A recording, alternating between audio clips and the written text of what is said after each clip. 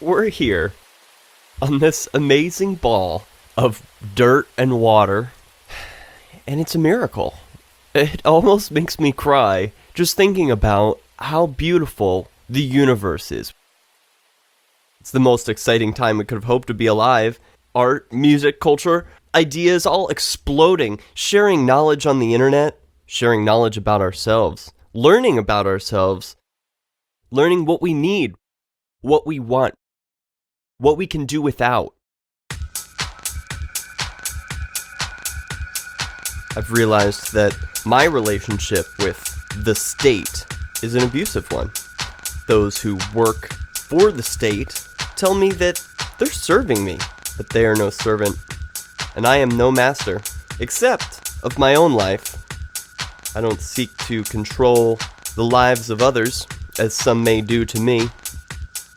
I instead rely on voluntary, peaceful, mutually beneficial exchange.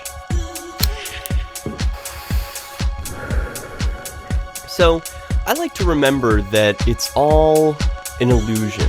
The path to freedom in your life starts with a freedom mindset. I am your king. Didn't know we had a king. Then who is your lord? We don't have a lord. What? I order you to be quiet. All right, we think he is. Will you shut up? Now we see the violence inherent in the system. Shut up!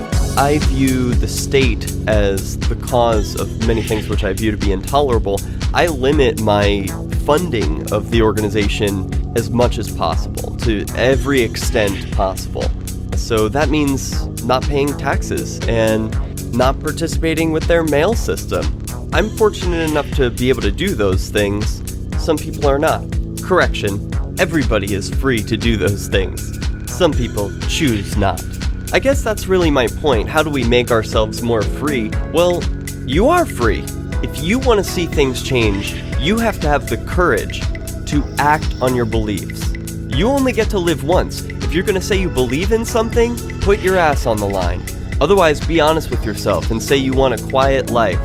But in your quest to make change, don't be fooled. Lines have been drawn for you to follow. Protest here, vote here.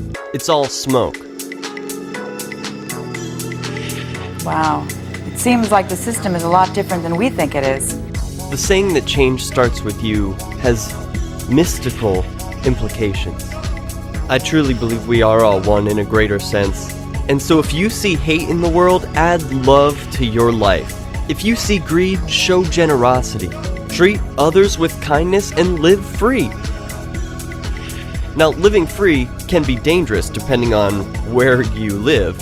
So if you're planning on living completely free, I recommend you move to New Hampshire.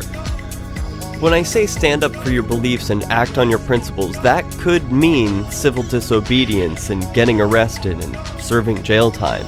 It's a twisted, crazy world where you could serve jail time for a non-crime. If that's not for you, I understand.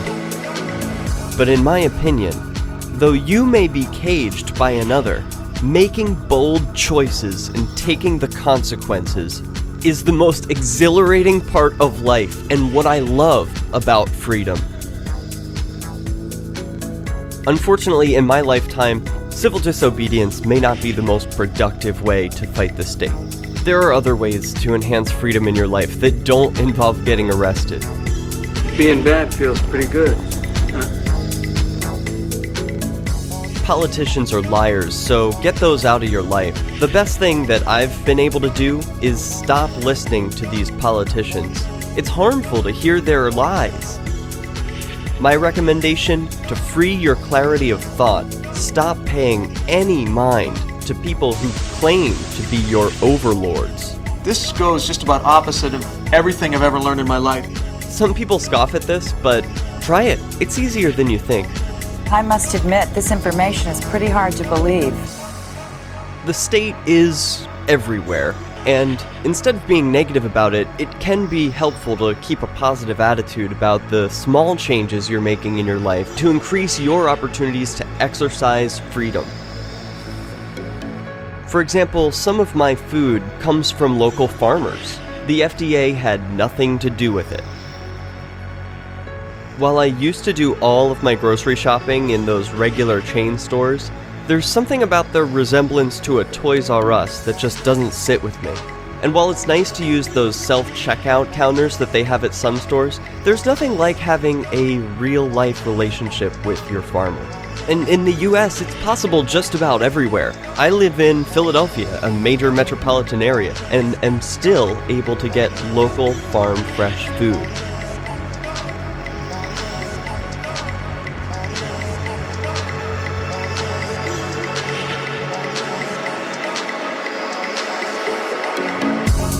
This is called the information age, and with good reason. You have access to the world's knowledge. Unfortunately, predatory agents of the state have corrupted the mainstream media, and people today are left with very few options for information dissemination. But more solutions are being created every day as the great equalizer, the internet, is bringing us all closer together. Email, I heard that's really neat. Want to write a letter to President Clinton? Would he answer us? Another important aspect, and one that is so often overlooked, is maintaining one's health. Health is wealth. None of the gold or silver or Bitcoin in the world matters if you don't have your health. That means taking the time and putting in the work to exercise, get fresh air, quit smoking, limit drinking, eat real food. Everything tastes good, and you're eating well. See what good eating habits can do for you? Finally, freedom in your personal life means dealing with people that you like. The world is filled with wonderful people. There is no reason you should be dealing with a single one who displeases you. When one breaks one's relationship with statists, one opens the possibility for new relationships. Relationships based on mutual understanding, respect, consent, non-aggression. As a person who broke all ties and moved to New Hampshire to commit a victimless crime spree, and as a person who has served jail time for that victimless crime spree, I can tell you that when freedom is outlawed, only outlaws will be free.